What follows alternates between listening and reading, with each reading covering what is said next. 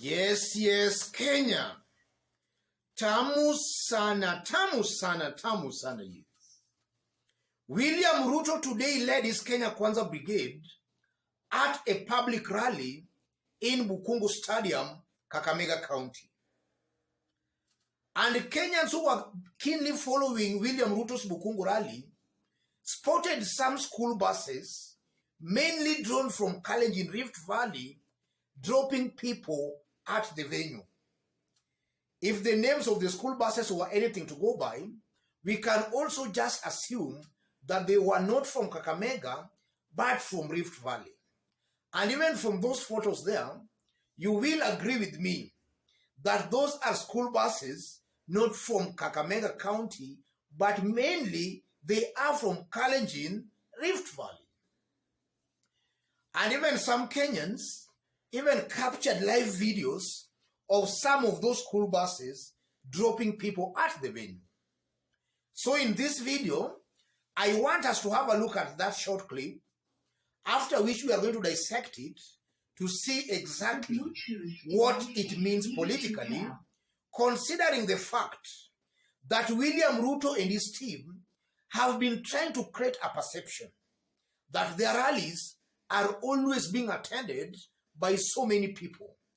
And Dennis Itumbi, William Ruto's digital strategist, has also been exposed in so many occasions as trying to edit photos to create a perception that they always attract huge crowds in their rallies. So in this video, I want us to have a look at that short clip, after which we are just going to dissect it to see what it means politically. Have a look at this.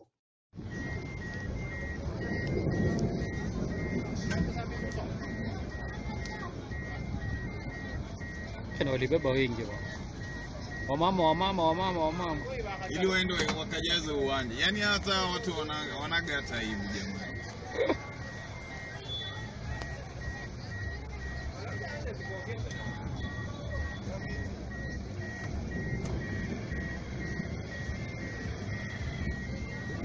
Uda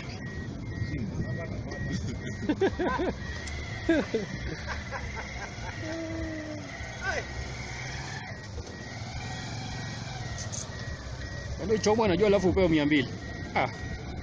Saikae.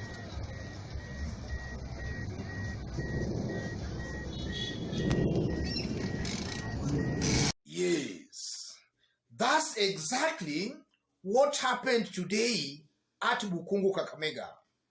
So in this video, I want us to answer only one question. Why is William Ruto this desperate for crowds? Because it's now not something in doubt. Ruto is very desperate for crowds. He wants to be seen as having very huge rallies. Why is that desperation?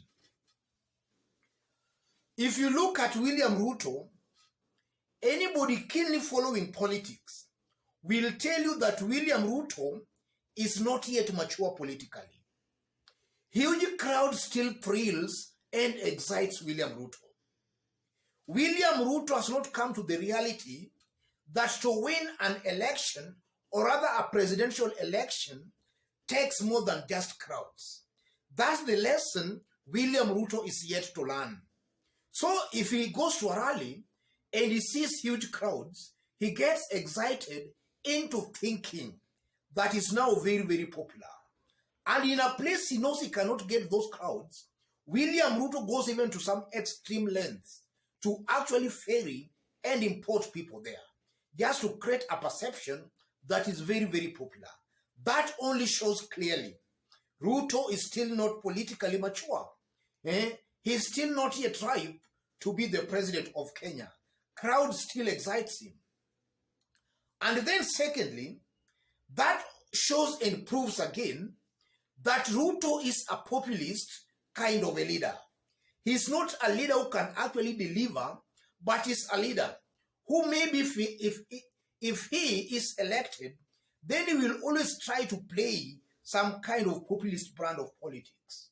He will not deliver, but he will be doing some antics that maybe might resonate well with the crowds.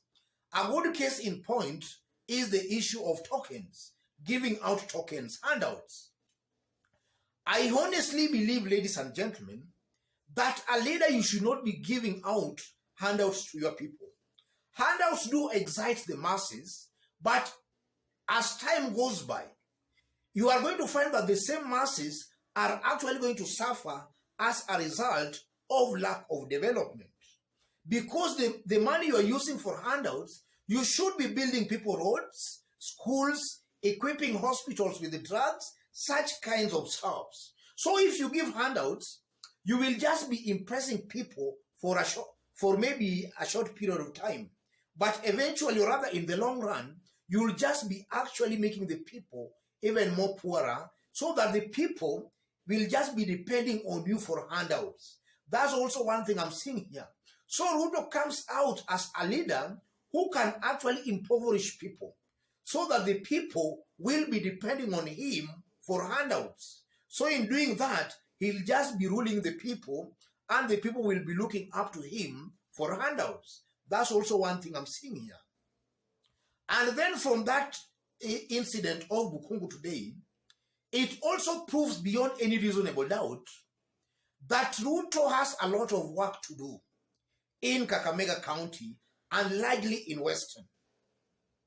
If he can go to that extreme length to ferry people, not only from even Western itself, but from his Kalenjin Rift Valley, that only shows and proves that even in Western alone, even getting people who are willing for them to be ferried to Bukhungu was even a big challenge for William Ruto.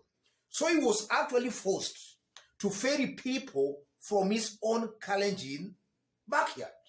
An indication that largely in Western, a good majority of people there are not approving of William Ruto, Mudavadi, and Wetangula's brand of politics. That's why he had to ferry people from his Kalenjin Rift Valley. And then another thing coming out clearly, I'm also seeing a situation where our school buses are being misused. Politicians are misusing school buses. So it's also up to the government to actually enforce a directive that school buses should not be used for political campaigns. Because I still remember some times back, or rather not even some times back, but we are still in the era of COVID. COVID is still with us in one way or the other. So if you use school buses to actually ferry people to political rallies, in one way or the other, you are just endangering the livelihoods, or rather the lives of our students. So there should be a government directive banning school buses from being used for political campaigns, especially in this era, or rather in this time of COVID. That should also be something that the government should actually take seriously. Then above all, as I conclude, that rally of today proved beyond any reasonable doubt that Azimio as a party, or rather Raila Odinga as an individual, is still a darling to the people of Western. Because if you listen to the kind of speeches leaders who spoke were actually saying, then it shows clearly that the likes of Mudavadi, Wetangula, and that whole team, that whole brigade of Kenya Kwanza, they are actually playing a second fiddle to Raila Molo Odinga in Western. Even though they are trying to put a brave face, they know for a fact that most definitely, eventually come August this year, Azimio will easily beat them in Western with a very big margin.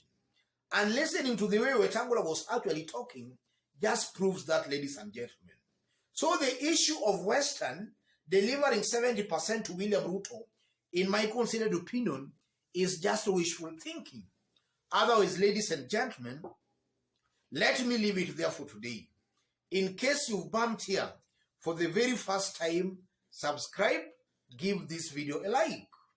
And to our fans, our subscribers here, I'm very much humbled, very grateful for the kind of support you are giving me here. God bless you, God bless Kenya. Anybody watching us outside Kenya for the very first time, drop a comment, let us know. from which part of the globe you are watching us from. And if possible again, subscribe, give this video a like. Thank you. God bless you. God bless Kenya.